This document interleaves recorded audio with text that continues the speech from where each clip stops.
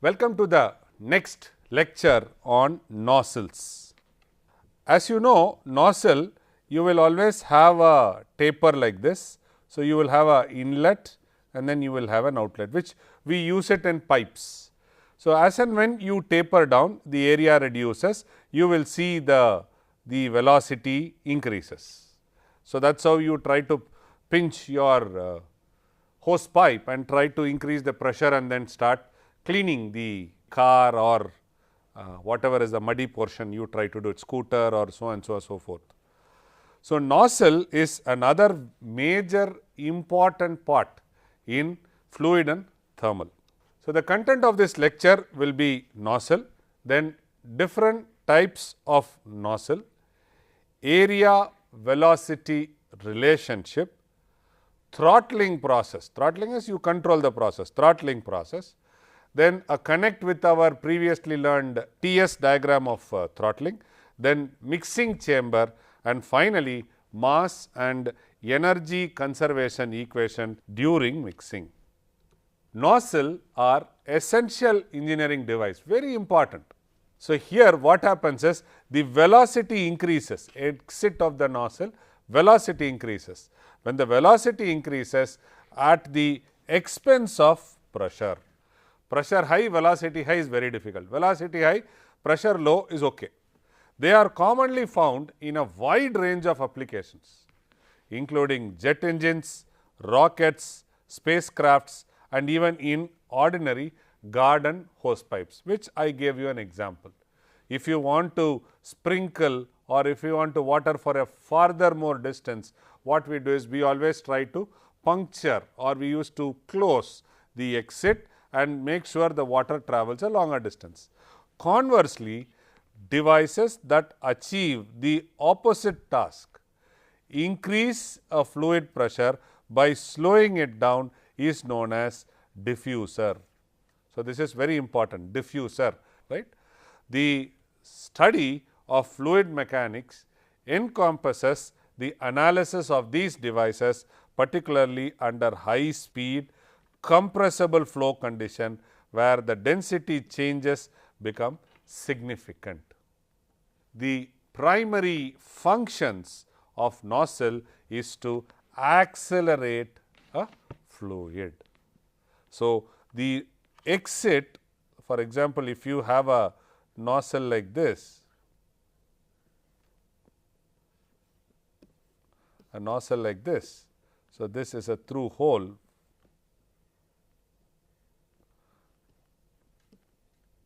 So, depending upon the hole you make and depending upon the cone you have, you can design the spraying pattern. You can see here, this is the field of view. You can see how does it spray, right, over a large area. As and when the standoff increases, the spray area increases. So, there also it forms a cone. This is very important. So, the nozzle always is used to accelerate a fuel.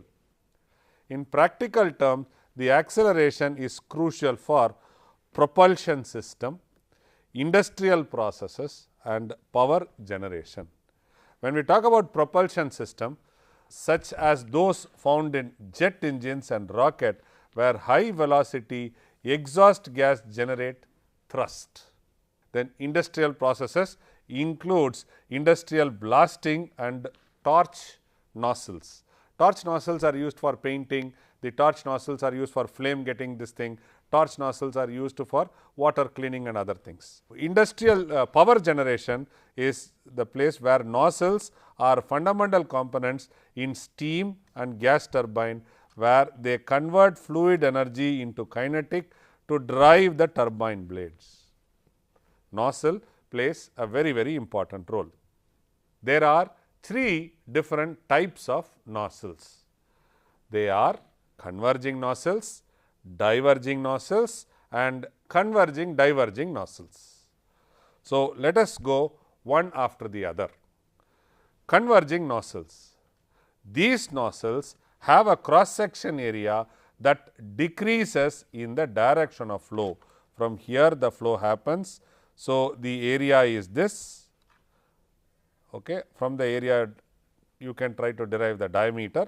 So, there is a reduction in the cross section area in the flow direction. So, here they are used to accelerate subsonic flow, where the Mach number is less than 1. The maximum velocity a fluid can achieve in a converging nozzle is the sonic velocity, where the Mach number is equal to 1. So, here the maximum you can get is Mach number equal to 1, but it is always less than 1. Let us go to diverging nozzles. Diverging nozzles are nozzles where there is a increase in the area or increase in the diameter along the flow direction. So, here we will try to get supersonic flow, where the Mach number will be always greater than 1.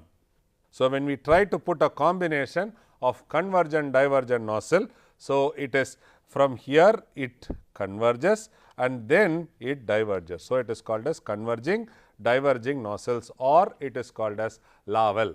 These nozzles consist of a converging cross section followed by a diverging section with a minimum flow rate in between the two, which is known as the throat. So, throat, this area is called as the throat, and here the minimum flow rate is happening between these two. So, if you put a convergent divergent nozzle together, you can divide it into several sections. The first section is called as chamber.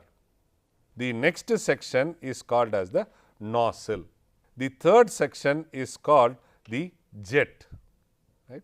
So, these are the three sections, and in the nozzle you will have converging section and diverging sections. Converge and diverge sections. Right. When the jet exits, it gets into the ambient, or it can be a incubated tank, where in which it is supposed to do some other function. So, there are specifically designed to accelerate gases to supersonic speeds. So, if you go back, the converging is subsonic, the diverging is supersonic. So, here convergent divergent you can also design to get supersonic. This design allows a fluid to pass through subsonic, sonic and then supersonic velocities. The first successful use of such a nozzle was in the steam turbine designed by Carl G. B. de Laval. So, that is why it is called as Laval nozzles. So, the area velocity relationship. The relationship between the flow area and the velocities is the fundamental in compressible flows through nozzle. For subsonic, where Mach number is less than 1, to increase velocity, the flow area must decrease. For supersonic, where the Mach number should be greater than 1, to increase the velocity, the flow area must increase. Diverging nozzle. A sonic velocity where Mach number equal to 1 can only occur at a local of minimum flow area, especially or specifically in the throat of a nozzle. Throat of a nozzle is here, where m equal to 1. Okay. This is convergent, this is divergent. So, the graph which is given here shows the pressure, the x axis is pressure, y axis is distance along the nozzle. The graph shows the pressure change along the axis of a convergent divergent. So, this is a convergent divergent in between a throat. So, PO, TO, that is rho, initial density, temperature, pressure. So, all these things are given here. So, when it is it exits out, it is in the PB, PE is the exit and PB is into the tank. So, the graph shows the pressure change along the axis of the convergent divergent nozzle for different exit conditions. So, you can see here the distance along the nozzle area, when you as and when you move, you see there the M, the graph, whatever it is, where we put A, B, C, D, E. So, you can see how is the response happening. Okay. So, this illustrates how flow starts subsonic in the beginning in the convergence section, reaches sonic speed at the throttle, right, and can become supersonic in the divergence side, where depending upon the pressure ratio. The graph A to J represents different flow regimes, highlighting the critical feature like the throttle where minimum area Mach is 1 and the effect of back pressure. So, it just tries to say the relationship with respect to effect of back pressure. Throttling process, throttle is somebody dictating. So, throttling process means you are trying to open, close the valve such that the fluid flow or the gas flow can happen. In your house, the burner, you try to use a throttle to open and close the gas getting into the burner. The throttling process involves the passage of a fluid through a flow restricting device. Such ability to cause substantial pressure drop is done by the throttling process. The common examples of throttling process can be achieved by adjusting valves, capillary tubes or porous plugs. So, you plug and then unplug it. The process is central to many refrigeration and air conditioning unit functions. The throttling device are widely used in practice. Familiar instances include ordinary adjustable valve, tap, capillary tube often used in refrigerator and air conditioning application, porous plugs, the expansion valve in refrigerator. The refrigerant 134A enters the capillary tube. The capillary tube as a saturated liquid and is throttled to a lower temperature, causing a rapid temperature drop. So, what happens to the enthalpy before and after throttling? Given a typical assumption, adiabatic, no work, negligible kinetic and potential energy change, the conservation of energy equation for a single stream steady flow device simplifies significantly. This is very, very important. Assumptions whatever we made, adiabatic, no work, negligible kinetic and potential energy change, right. The energy equation for a single steady state flow device simplifies significantly. This means that the enthalpy values at the inlet and the exit of the throttling valve are approximately the same. Therefore, a throttling valve is sometimes referred as a isenthalpic device. So, this is very important. When or why is it called as isenthalpic device? This constant enthalpy property means that the final outcome of a throttling process depends on how the internal energy and the flow energy interact with each other. This is very important. This constant enthalpy property means that the final outcome. So, you can see here there is P1 V1 which is passing through the porous one. Here you get P2 V2. So, here again P1 V1 we try to push it to the porous, we get P2 V2. So, the constant enthalpy property means that the final outcome of a throttling process depends on how the internal energy and the flow energy interact. During the throttling process, a fluid passes through a narrow valve or restriction, this is a narrow valve or restriction, causing it pressure to drop suddenly. So, passes through a narrow valve, then there is a sudden pressure drop. So, this is the TS diagram. You can see here the throttling process is happening here. Even though the pressure drops, the total energy content related to heat and work stays the same before and after the valve. So, this is very important, called enthalpy before and after the valve is the same. So, enthalpy before throttling equal to enthalpy after throttling, but the pressure is lower after the valve. This means the fluid loss pressure without gaining or losing heat or doing any work happens. So, this is very important. The enthalpy before the throttle and after the throttle is the same, because here we say that even though the pressure drops, the total energy content related to the heat and the work stays the same before and after the valve. So, that leads to enthalpy before throttling and after throttling is the same. So, this means the fluid losses pressure without gaining or losing heat or doing any work. The pressure drop while throttling, one of the most defining characteristics of the throttling is that it achieves a significant pressure drop without involving any work interaction. Pressure drop happens by closing and opening. The pressure drop happens without involving the work interaction. Unlike turbines, which extracts work from the fluid as the pressure drops, turbine, as and when you hit, the pressure drops. So, which extracts work from the fluid as the pressure drops. The throttling device dissipates the pressure energy primarily into increased kinetic energy or internal energy rather than converting it into useful work.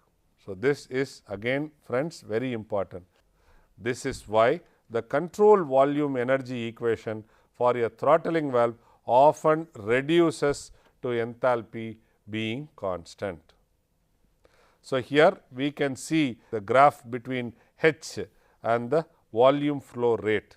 Volume flow rate is V dot. So, you have V1, V2, V3, V4, and you can see the pump characteristics, how does it fall down, and here are system characteristics curve when the valve is 67% open, 85% open, and when the valve is 100% open. So, you can mark these points and you can drop them and find out V1, V2, V3 volume flow rates. This figure shows the flow rate and the head in a piping system changes as the valve throttle position changes. Throttling the valve,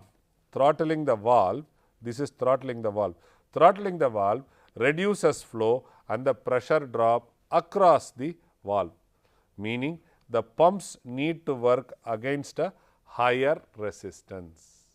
The pump needs to work against a higher resistance.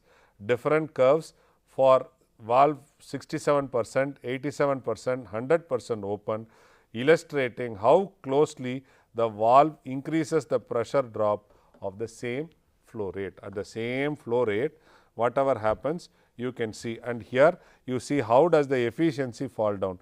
So, the efficiency is maximum reached at 100%. So, the pressure drop while throttling can happen by orifice plate, by porous plug, by butterfly valve, or any type of flow or pressure control valve. So, orifice flow is you have pressure P1, the other side is P2. So, you can see P2 is greater than P1. So, there is the pressure drop happens through the orifice. So, here there is a porous media, pressure there is a drop, then there is a butterfly valve based upon the valve opening, the P2, P1 changes, and then here it is any type of flow. So, here it is like a throttle valve, you open the thing, you get the same thing, P2 is greater than P1. So, if we wanted to compare throttling versus isentropic expansion, it is important to distinguish throttling from isentropic expansion. The throttling is a irreversible process because it involves fluid friction and other dissipating effect on a TS diagram. This irreversible means the entropy increases during throttling. Isentropic expansion, in contrast, is an idealized reversible process where entropy remains constant. So, please understand the difference between these two. Throttling is a irreversible process because there can be a friction loss, fluid friction and dissipating effect. Isentropy, in contrast, is an idealized reversible process where entropy remains constant. If the throttling device in a refrigeration cycle were replaced by isentropic turbine, the refrigerant would enter the evaporator at a lower enthalpy and higher pressure, potentially increasing refrigeration capacity and decreasing the net work in the input. So, if we replace the throttling device, then what will happen is discussed in this para. So, while an isentropic expansion would theoretically improve the efficiency, replacing that with throttling valve with an isentropic turbine is often impractical due to additional cost and complexity. So, this is how you get the isentropic expansion, which is given in the PV diagram. So, you can see here pressure versus swept volume, clearance volume. You have one where in which there is a compression happening 2, then there the pressure increases, but constant volume heat addition happens. From 3 you go back to 4 where it is isentropic expansion. So, the constant volume heat rejection happens from 4 to 1. So, it is isentropic compression and isentropic expansion happening here. So, this is a process 3-4 is isentropic, 3-4 is isentropic expansion, and the process 3-4 if it is replaced by throttle. So, then it looks like this, the TS diagram looks like this. So, it starts from 1, it goes to 2, 2 to 3, 3 it jumps to 4, 4 to 5, then it goes to 6, 6 to 1. It is a little complex. So, you see here if we want to do the process 3 to 4, so then we have a source here, a heat exchanger here, then the heat exchanger gets its input from the compressor. So, 1 it goes here, then it goes to the heat exchanger, then heat exchanger whatever happens, then from the heat exchanger it goes to 3, 3 to throttle valve to the tank where you can store this. So, if you see 1 to 2 there is a compression, right, and then 1 to 2, then 2 to 3 is the heat exchanger. So, there is a temperature decrease, heat exchanger 2 to 3. So, that at 3 it decreases, when it goes to 3 there is a throttle valve. So, it goes to 4. So, 4 it gets into a tank, user tank. So, it comes here, and whatever heat is getting rejected, it has to go as evaporator, and it comes to 6. So, the TS diagram, on the TS diagram you can see the temperature entropy diagram. A throttling process is typically represented by a line of constant enthalpy moving from higher pressure to lower pressure, higher pressure to lower pressure it is moving, right. Due to its irreversible nature, the process results in an increase in entropy. So, you can see here 1, 2, right, the temperature increases, compression happens, then 2 to A, then 2 to 3 where the temperature is constant, entropy reduces, then 3 to 4 the temperature falls down, and 4 to 1 it goes here. So, if you see A, the C, D, B, this area red, and you have a green area. So, on the TS diagram, your throttle process is typically represented by a constant enthalpy line moving from a higher pressure to a lower pressure. Due to its irreversible nature, throttling process irreversible nature, the process results in an increase in entropy. The process line on a TS diagram for throttling usually moves downward to the right, indicating the drop in the temperature and an increase in the entropy. So, why is throttling very important? The throttling process is crucial for air condition and refrigeration cycles. In the vapor compression refrigeration cycle, the high pressure saturated liquid refrigerant from the condenser is passed through the throttling device. So, there is an expansion which happens. This causes a drastic drop in both pressure and temperature. This results in a low temperature, low pressure mixture then enters the evaporator where it absorbs the heat from the refrigerated space, providing a cooling effect. So, this is important. Why and how does a cooling effect happen? The low temperature, low pressure mixing then enters the evaporator, right, where it absorbs from the refrigerator cycle. Mixing chamber are the other important thing, because there can be water mixed with some other oil, water mixed with an abrasive. So, there is the mixing between two colors, mixing between two refrigerants. So, mixing chamber is also very important. So, you will have a fluid 1 coming, fluid 2 coming, and these two come and get mixed here in this chamber. Mixing chamber is a section or a device in the engineering application where 2 or more streams of fluid are combined to form a single stream. The process is common and essential in various systems, often without requiring a distinct, especially during designed chambers. Without requiring a distinct, especially designed chambers. For instance, an ordinary T elbow or a Y elbow in a shower is also used for mixing. That is true. You can have a hot water coming, you can have a cold water coming, these two gets mixed in the mixing fluid. So, for instance, an ordinary T elbow or a Y elbow in the shower can serve as a mixing chamber for cold and hot water stream.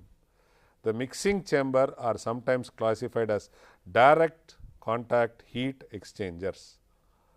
So, there are the mixing chambers for simplified analysis. Mixing chamber are typically modeled under several key assumptions: steady state, steady flow process and adiabatic process. Steady flow process, it is assumed that there is no change with time at any point within the control volume of the mixing chamber. There is no change with time at any point within the control volume of the mixing chamber. This implies that the mass and energy content of the control volume remains constant. This is very important. Implies that the mass and energy content of the control volume remains constant in a steady flow process. When we talk about adiabatic, where there is no heat loss, the mixing chamber are generally considered well insulated, meaning that the heat loss to the surrounding are negligible. So, when the mixing chambers are generally considered well insulated for adiabatic, meaning that the heat losses to the surrounding are negligible. So, you can see here this is a fuel nozzle. So, you can have a air nozzle, then that it has an evaporator, which on top of behind it, it has insulation. So, mixing chamber are generally considered well insulated, meaning the heat loss to the surrounding is negligible. You put a pipe and then surround it with thermocol, insulated one. So, there is no heat transfer called Q. With this, friends, we have seen some basics of nozzle. Then we have enlisted and various types of nozzles we have seen. What is a throttling process and what is a significance of a mixing chamber? We saw that. These are some of the references which we have been using in preparing this lecture notes, and thank you very much.